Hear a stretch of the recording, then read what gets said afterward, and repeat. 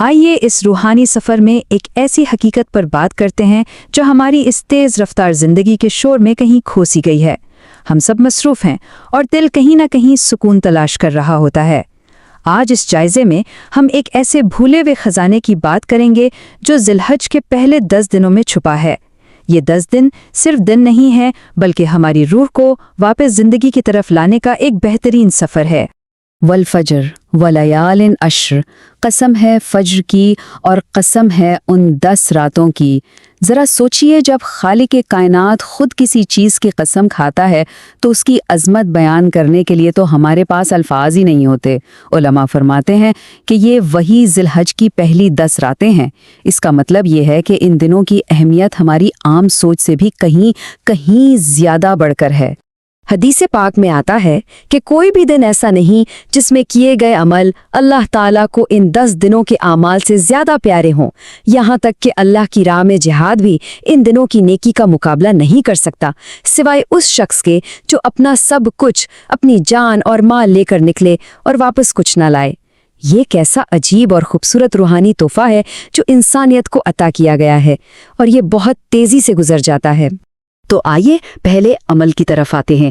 تکبیر، ایک ایسی بھولی ہوئی سنت جسے اس مصروف دنیا میں ہمیں پھر سے زندہ کرنا ہے۔ تاریخ کے اوراق پلٹیں تو پتہ چلتا ہے کہ صحابہ جیسے حضرت ابن عمر اور حضرت ابو ہریرہ رضی اللہ عنہما ان 10 دنوں میں خاص طور پر بازاروں میں جاتے تھے۔ کیوں؟ تاکہ بآواز بلند تکبیر پڑھیں۔ ان کو سن کر لوگ بھی پڑھنا شروع کر دیتے اور دیکھتے ہی دیکھتے پورا بازار تکبیر کی آواز سے گونج اٹھتا تھا۔ کتنا خوبصورت منظر ہوتا ہوگا نا؟ اور آج کے بازار دیکھیں، یا ہماری رش آور والی زندگی، وہاں یا تو خاموشی ہے یا صرف اور صرف دنیاوی باتیں۔ اب سوال یہ ابھرتا ہے کہ ہم اپنی مصروف زندگیوں میں اس پر عمل کیسے کریں؟ یہ بہت آسان ہے۔ تکبیر کو ہم اپنے روزمرہ کے کاموں میں شامل کر سکتے ہیں، چاہے چل رہے ہوں، گاڑی چلا رہے ہوں یا بس چپ چاپ بیٹھے اپنا کام کر رہے ہوں۔ زبان پر تکبیر کا ورد رکھا جا سکتا ہے، اور ہاں، 9 ذی الحج سے لے کر 13 ذی الحج تک ہر فرض نماز کے بعد یہ تکبیر ضرور پڑھنی ہے۔ اس ایک چھوٹی سی کوشش سے ہم اس بھولی ہوئی سنت کو کتنی آسانی سے زندہ کر سکتے ہیں۔ دوسرا مقام ہے روزے۔ یہ روح کو نرم کرنے، اندر کا سکون پانے اور مغفرت کی تلاش کا بہترین ذریعہ ہیں۔ یہ کتنی عظیم حقیقت ہے کہ 1 سے لے کے 8 ذی الحج تک رکھے گئے ایک نفل روزے کا ثواب فرض روزے کے برابر ہو جاتا ہے۔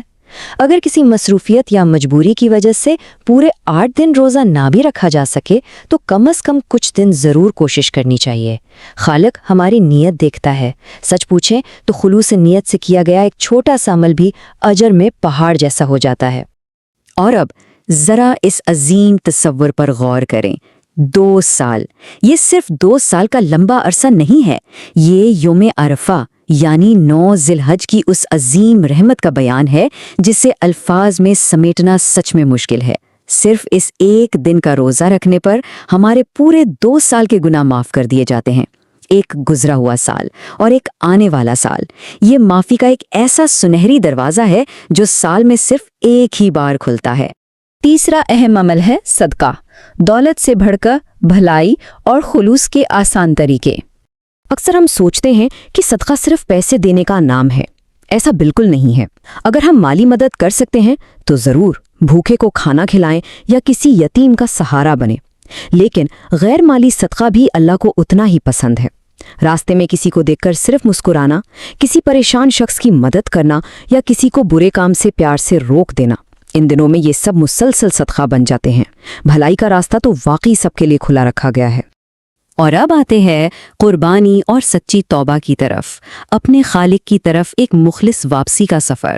قربانی کا ایک خاص حکم ہے جسے ہم میں سے بہت سے لوگ شاید بھول جاتے ہیں۔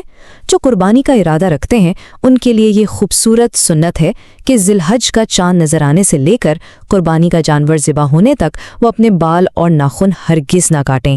پتہ ہے اس کی وجہ کیا ہے؟ یہ عمل ہمیں ان لاکھوں لوگوں کے ساتھ روحانی طور پر جوڑ دیتا ہے جو اس وقت حج کر رہے ہوتے ہیں۔